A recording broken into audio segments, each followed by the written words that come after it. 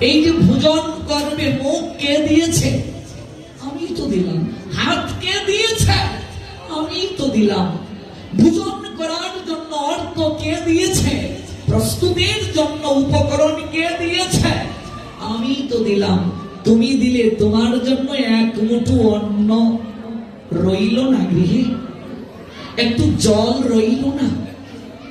গোবিন্দ, তুমি না আমায় বলেছিলে জগতে সব জল যদি শুকিয়ে যায়, সৃষ্টিতে জল ছিল, আর তুমি সর্বপ্রথম এই দেহ নির্মাণের ক্ষেত্রে জল নিয়েছিলে। এই দেহ তৈরি করতে জলের প্রয়োজন হয়েছে, আগুনের প্রয়োজন হয়েছে, মাটির প্রয়োজন হয়েছে, আকাশ আর বাতাসের প্রয়োজন হয়েছে, পঞ্চভূতে এই দেহ। তুমি না বলেছিলে আমায়? আমি তোমায় একদিন প্রশ্ন করেছিলাম, গোবিন্দ, তুমি বললে ফুল, ফল, জল যদি একটু প্রীতি মাখিয়ে কেউ দেয় তাহলেই তুমি সন্তুষ্ট। আমি জানতে চেয়েছিলাম, বৃক্ষে যদি কোনোদিন পুষ্প প্রস্ফুটিত না হয়, তোমার সেবা কি করে দেব? তুমি বলেছিলে পুষ্প যদি নাও পাও, একটু ফল আর জল আর তুলসী পত্র দিও, তাতে আমি সন্তুষ্ট, কিন্তু হৃদয়ের প্রেমার ভক্তিটা মাখিয়ে দিও। আমি অতঃপর তোমায় জিজ্ঞাসা করেছিলাম, গোবিন্দ, যদি অর্থের অভাবে কেউ ফল কিনতে না পারে, তোমার সেবাটা কি করে দেয়া হবে? তুমি সেদিন বলেছিলে, নারদ, একটু জল আর একটা তুলসী পত্র যদি আমায় দেয়, একটু প্রেমার ভক্তি মাখিয়ে, তাতেও আমি সন্তুষ্ট।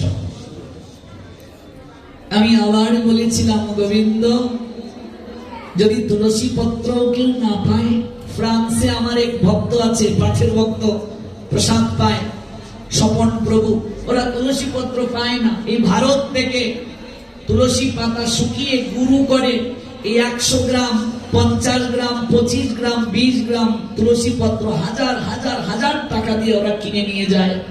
আর আমরা তুলসী পত্র পেয়ে একটু গোবিন্দের চরণে দিতে পারি না।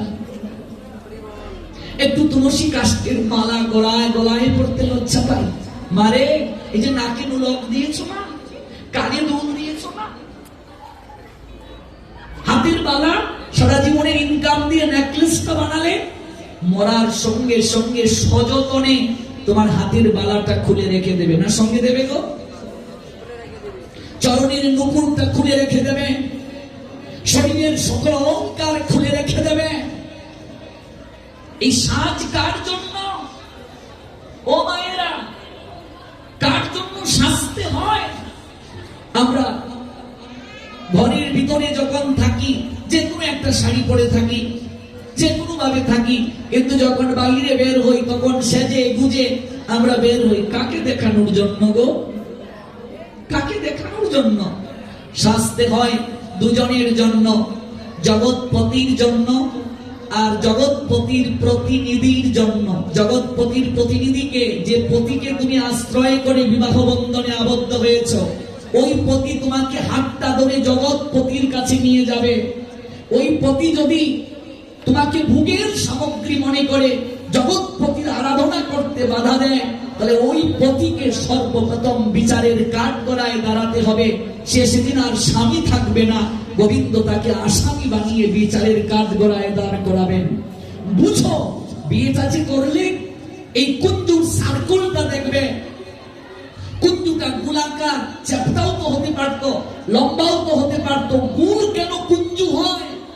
তার পশ্চাতে একটা দর্শন আছে রে মা। সর্বপ্রথম একটা বিন্দুকে কেন্দ্র করে বৃত্ত অঙ্কন করা হয়। কুঞ্জুটা দেখবে সার্কাল, চক্রকারে, দেখবে মাঝখানে বর একটা চেয়ারে বসেছে বিন্দু রূপে। বিন্দু মানে নারায়ণ, বিন্দু থেকে সকল কিছুর সৃষ্টি। বীর্যকে বিন্দু বলা হয়, বিন্দু থেকে প্রাণের সঞ্চার হয়। বিন্দুই মানে ভগবান, মনে রাখবে। বীর্য মানে ব্রহ্ম, বীর্য মানে ভগবান। এখানে নারায়ণ স্বরূপে ভগবান বসেছেন। গুরু বৈষ্ণব ভগবানের চরণ ব্যতীত কারো চরণে পুষ্পাঞ্জলি দেয়া হয় না।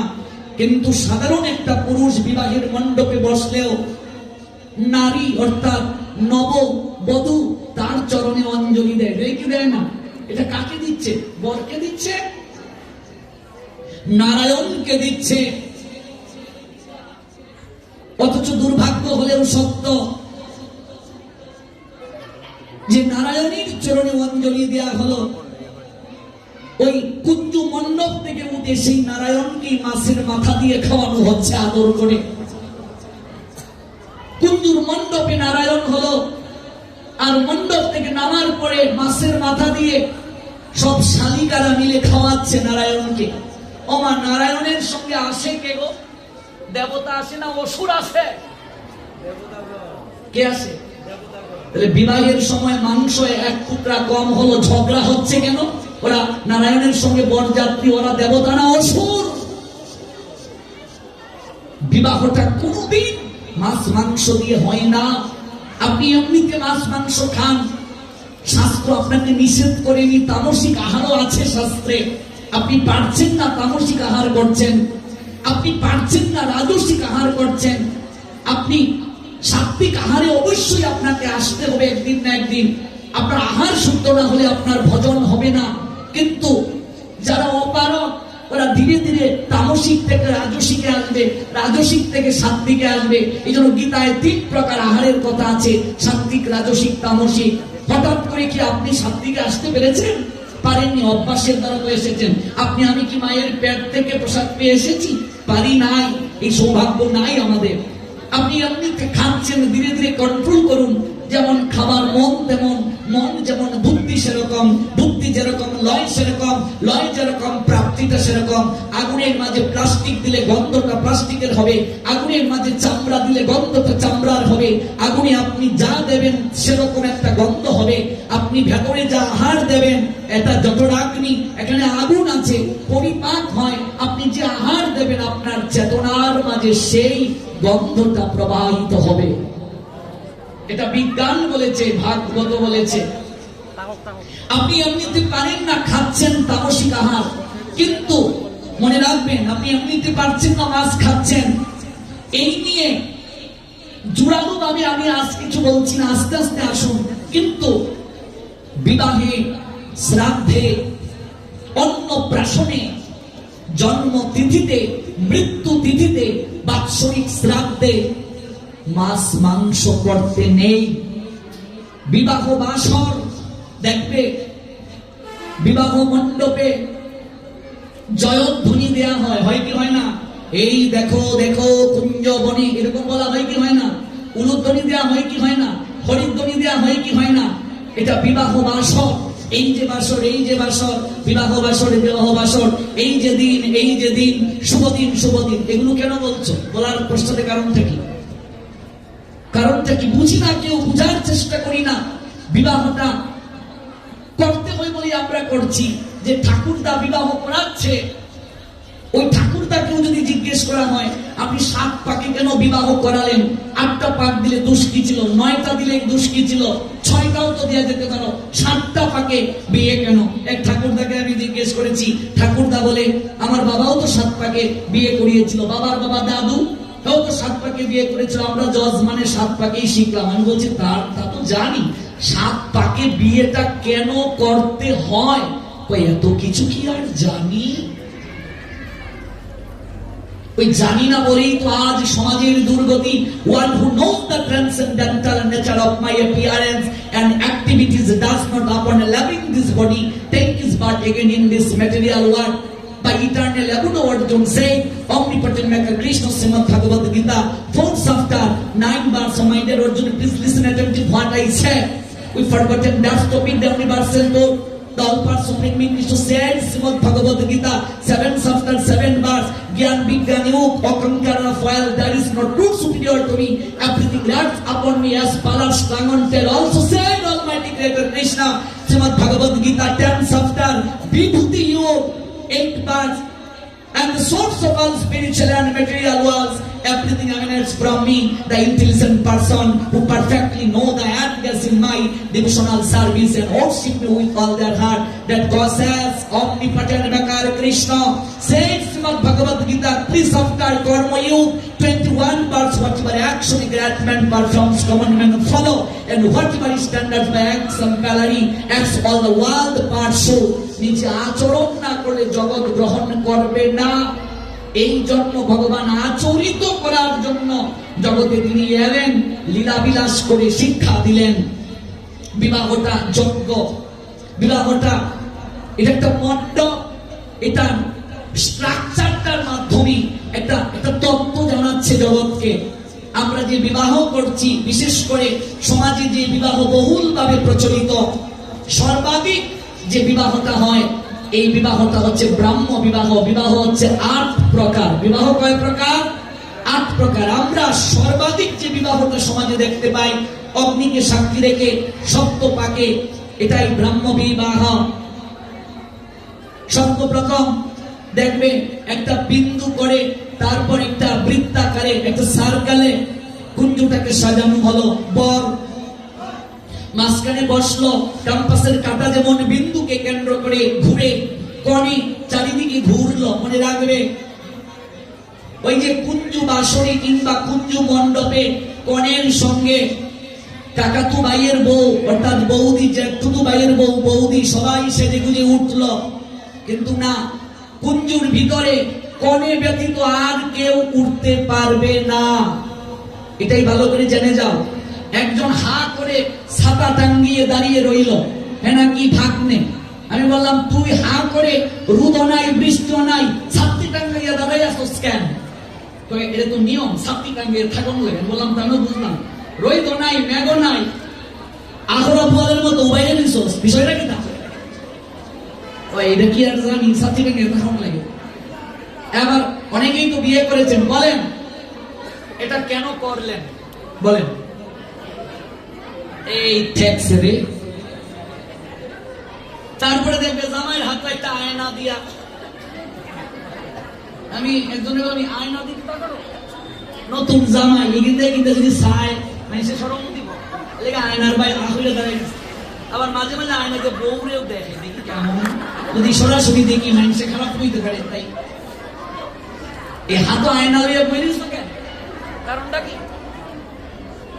যতদিন পর্যন্ত তত্ত্ব না জানবে, ত্যক্তা দেহম পুনর্জন্ম নয়াতি মমেতি surgeon, one who knows the transcendental nature of my appearance and activities does not upon loving this body take its part again in this material world by eternal abode. Arjun ভগবান বলেন, আশা দেওয়া বারণ হবে না, আশা দেওয়া বারণ হবে না।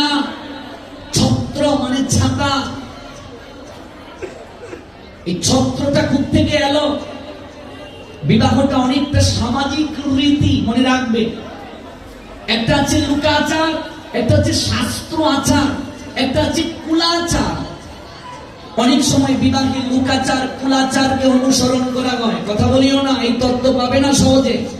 লুকাচার, কুলাচার, শাস্ত্র আচার।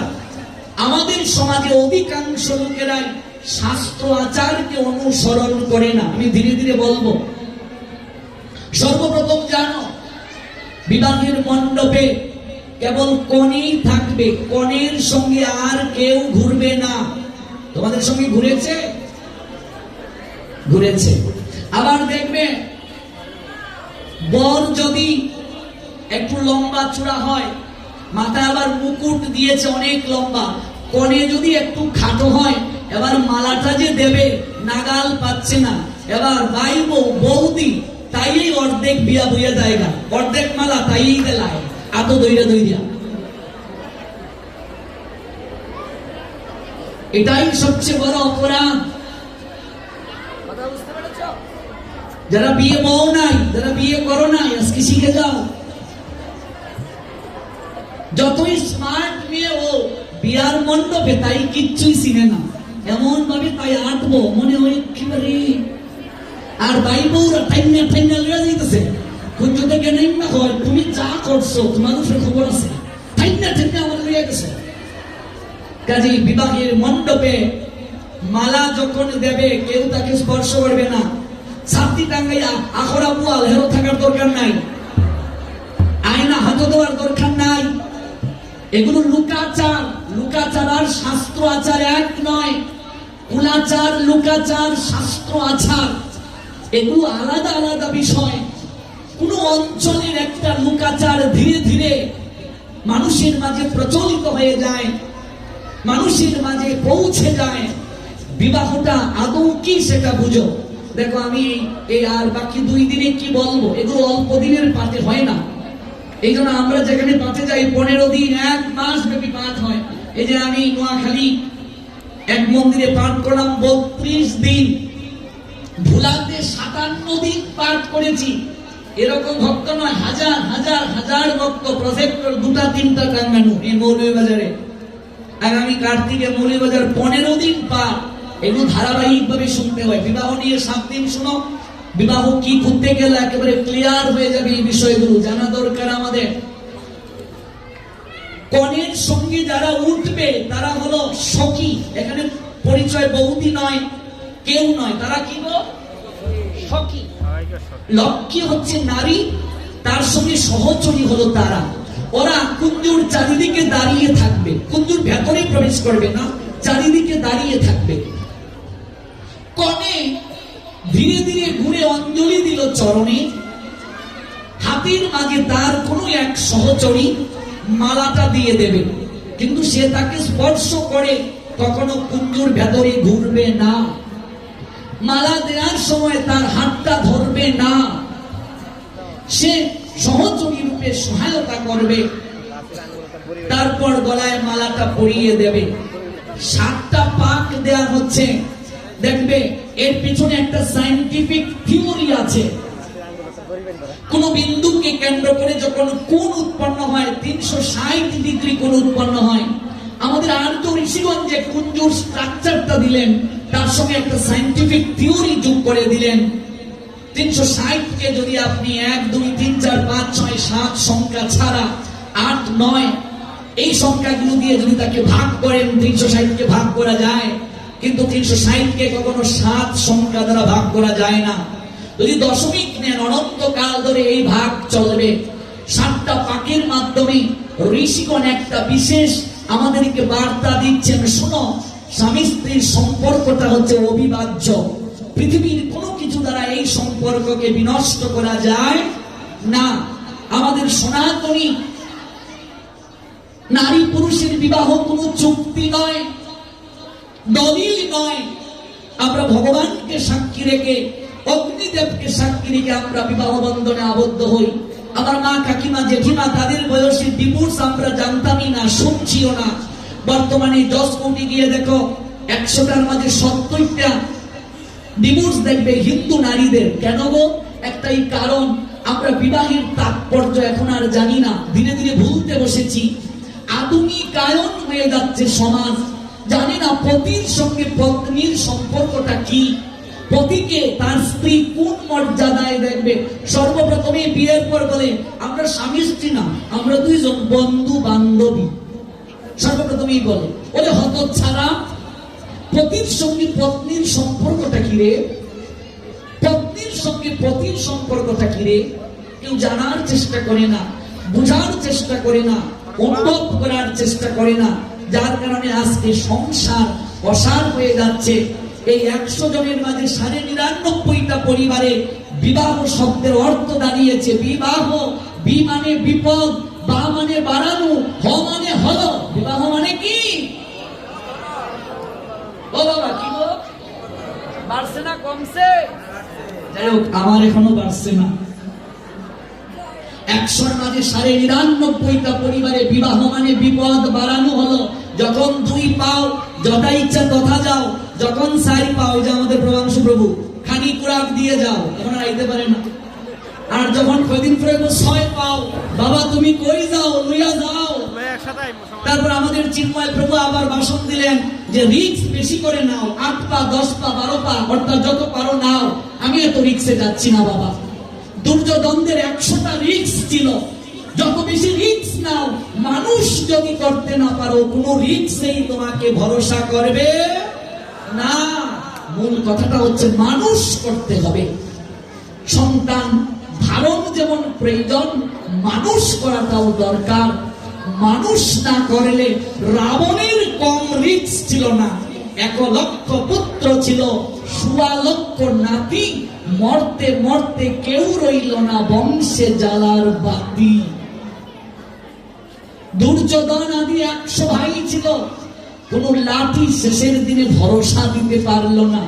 এই জন্য সন্তান যে কটা নেবে মানুষ করতে হবে, মানুষ না করলে হবে না।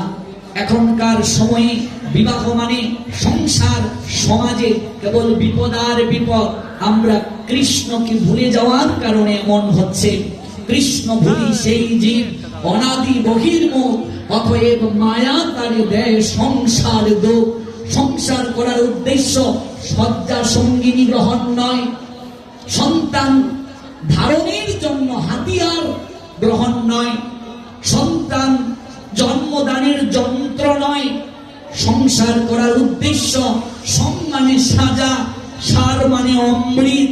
কৃষ্ণ প্রেমে নামে দুজন সাজো, সংসারে অমৃত পাবে, নইলে সংসার হবে তোমার জীবনে অসারের কেন্দ্র। বিবাহ মানে ভজন সঙ্গিনী গ্রহণ করা, যে তোমাকে ভজনে সহায়তা করবে।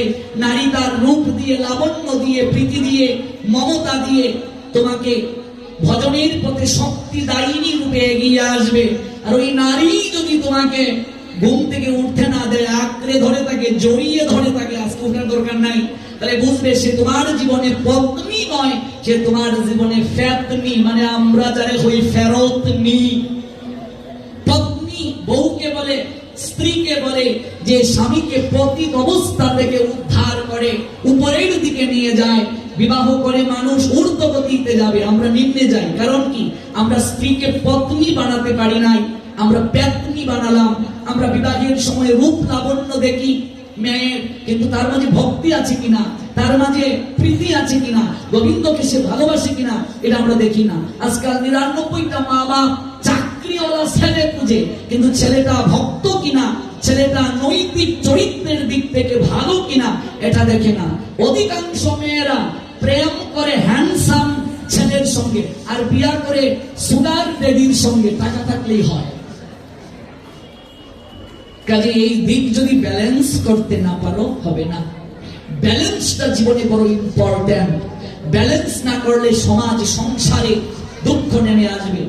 এই জন্য ভালো করে বুঝো, 7 সংখ্যা দ্বারা 360 কে ভাগ করা যায় না। কুঞ্জুর পরিমাপ বলছি, কুঞ্জুটা ইচ্ছে করে ইচ্ছা মতো বানালে হবে না। আজকে কমিউনিটি সেন্টারে বিয়া হয়, কুঞ্জুটা আমার ঠিক মতো বানানো হয় না। কলা গাছেরও দরকার নাই, কোন ক্রমে একটা দিতে হয় বলে কেটে নিয়ে আসে, কিন্তু কলা গাছ কখনো কেটে আনলে হয় না, শিকড় সহ তুলে আনতে হয়, নইলে যজ্ঞে প্রবেশের অধিকার নাই। কলা গাছের জন্ম আরেকদিন বলবো। এই জন্য 7 সংখ্যা দ্বারা 360 কে ভাগ করা যায় না। অবিভাজ্য স্বামী স্ত্রীর সম্পর্কটা অবিভাজ্য, মধুর রসের সম্পর্ক। কিছু বেআক্কেলের দল বলে মা বড় না বউ বড়, এগুলো হচ্ছে আহাম্মক। মা মায়ের জায়গায় শ্রেষ্ঠ, বউ বউয়ের জায়গায় শ্রেষ্ঠ, দুইজন দুই জায়গায় শ্রেষ্ঠ। কারোর সঙ্গে কাউকে তুলনা করবে না। মায়ের সঙ্গে সম্পর্ক বাৎসল্য, বউয়ের সঙ্গে সম্পর্ক মাধুর্য, মধুর। অর্থাৎ বাৎসল্যে মা শ্রেষ্ঠ, যার সঙ্গে কাকে তুলনা হয় না। আর স্ত্রীর জায়গায় মাকেও তুলনা হয় না, তার সঙ্গে মধুর রসের সম্পর্ক। কথাটা বুঝতে পেরেছ? দুইজন দুই জায়গায় শ্রেষ্ঠ। যে পুরুষ বিয়ের পর ব্যালেন্স করে চলতে পারে না, অর্থাৎ বউয়ের কথা শুনে মাকে দোষে আর মায়ের কথা শুনে বউকে দোষে, ওর বিয়ে করার অধিকার নাই, ও হচ্ছে স্ত্রৈণ। এই জন্য ব্যালেন্স করে চলবে। মাকে মায়ের জায়গায় শ্রেষ্ঠ রাখবে, বউকে বউয়ের জায়গায় শ্রেষ্ঠ রাখবে। সংসার নরক হবে না, কারণ দুই জায়গায় ব্যালেন্স করে চলতে হবে। সম্পর্ক দুই জায়গার দুইটা। আমরা অনেক শাশুড়িরা মনে করি ছেলে বিয়ে করলাম, মনে হয় আমার হাতের চাবিটা বউয়ের হাতে চলে যাবে। এটা ভুল। তুমি তোমার জায়গায় শ্রেষ্ঠ। পৃথিবীর কোন সম্পর্ক দ্বারা মায়ের সঙ্গে তুলনা হয় না। মায়ের ঋণ কোনোদিন শোধ হয় না। সন্তান যদি শরীরের চামড়াকে সেলাই করে জুতো বানায়, সারা অনন্তকাল সারা জীবন যদি মাকে কাঁধে করে ঘুরে, মায়ের 1 বিন্দু স্তনের দুগ্ধের ঋণ শোধ হয় না। কাজে মায়ের সঙ্গে কাউকে তুলনা হয় না, আবার বউয়ের সঙ্গে মাকেও তুলনা হয় না। জগতের কাউকে তুলনা করা যায় না, এটা শাস্ত্রের কথা। নারীকে ভোগের সামগ্রী ভাববে না। এই জন্য যারা আমরা বৈষ্ণবীয় ধারায় আছি, ঘুম থেকে উঠে স্ত্রী তার স্বামীকে প্রণাম দেবে, স্বামীও স্ত্রীকে প্রণাম দেবে। প্রত্যেকের মাঝে আত্মা, ভগবান আত্মা রূপে অবস্থান করছেন।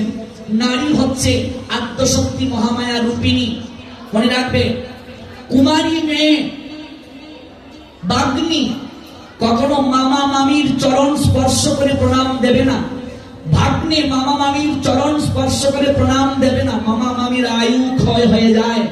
সনাতন শাস্ত্রে ভাগ্নে ভাগ্নিকে অনেক উপরে স্থান দিয়েছে। এই জন্য লুকাচার রূপে মামার সঙ্গে একটা ভাগ্নেকে ছাতা মানে ছত্র, ছত্র কি দেখবে রোদে বৃষ্টিতে ছাতা ছাড়া অচল। এই জন্য ভাগ্নে থাকলে শুভ লক্ষণ হয়, এই জন্য ভাগ্নিকে রাখা হয়। কিন্তু এটার অর্থ এই নয় যে ছাতা থাকিয়ে সে মামাকে ধরে বসে থাকবে। ছত্র মানে ছাতা, ছাতা যেমন রোদে বৃষ্টিতে সব জায়গায় প্রয়োজন, মঙ্গল অমঙ্গল সকল কার্যে মামার সঙ্গে ভাগ্নে থাকলে শুভ হয়। এটাই হচ্ছে আসল কথা। ছাতাটা একটা প্রতীক, টাঙ্গানোর দরকার নাই, ভেতরে অনুভবটা থাকা উচিত। সে কুঞ্জুর ভেতরে প্রবেশ করবে না, এটা আসল কথা। নারী হচ্ছে আত্মশক্তি মহামায়া রূপিণী। অর্জুন যখন পাঞ্চালীর রাজসভায় গিয়েছিলেন, স্বয়ংবর সভায়, তখন ধনুর্বাণটা যখন প্রথম তুলে নেবেন, সর্বপ্রথম অর্জুন পাঞ্চালীকে একটা প্রণাম দিয়েছিলেন। আপনারা যারা মহাভারত দেখেছেন পড়েছেন জানেন। রুক্মিণীর ভাই রুক্সিং আর দুর্যোধন দুইজন হেসে হেসে বলছে, এই মূর্খ, এই রাজকুমারী যদি তোমার স্ত্রী হয়ে যায়, তুমি যে তাকে প্রণাম দিলে। ভগবান কৃষ্ণ হেসে হেসে বললেন, মূর্খ দুর্যোধন। আর রুক্সিং যেহেতু সম্বন্ধী, তাকে বলছেন যে ভ্রাতাশ্রী রুক্সিং, আপনি হয়তো জানেন না, অন্তর থেকে আপনার ভগিনী রুক্মিণীকে আমি একটা প্রণাম নিবেদন করি প্রত্যেক দিন। প্রত্যেক নারী আত্মশক্তি মহামায়ার অংশ সদৃশা নারী, কখনো রূপে গুণে লক্ষ্মী সরস্বতী, ওই নারী কখনো অধিকার আদায়ে উগ্র চণ্ডী। এই জন্য নারীর, বিশেষ করে আমি পুরুষদেরকে বলে যাচ্ছি, স্বামী যারা বিয়ে করেছো, যারা কোনোদিন স্ত্রী গায়ে হাত তুলবে না। সে যদি ভুল করে তাকে সংশোধন করে দাও, তাকে বুঝাও, শাসন করো, গায়ে হাত দিও না। লক্ষ্মী হারা হয় সংসার। আর কোনদিন স্ত্রীর চুলের মুঠি ধরে টানবে না, ক্যাশ ধরে টানবে না, আয়ু শক্তি নষ্ট হয়ে যাবে। কৃষকের নাম শুনেছ মহাভারতে? যে কৃষকের এত এত হাতির বল ছিল, যাকে ভীম পর্যন্ত মারতে অসমর্থ, সেই কৃষকের মৃত্যুর পশ্চাতে একটাই কারণ, সে দ্রৌপদীর চুলের মুঠি ধরে টেনেছিল।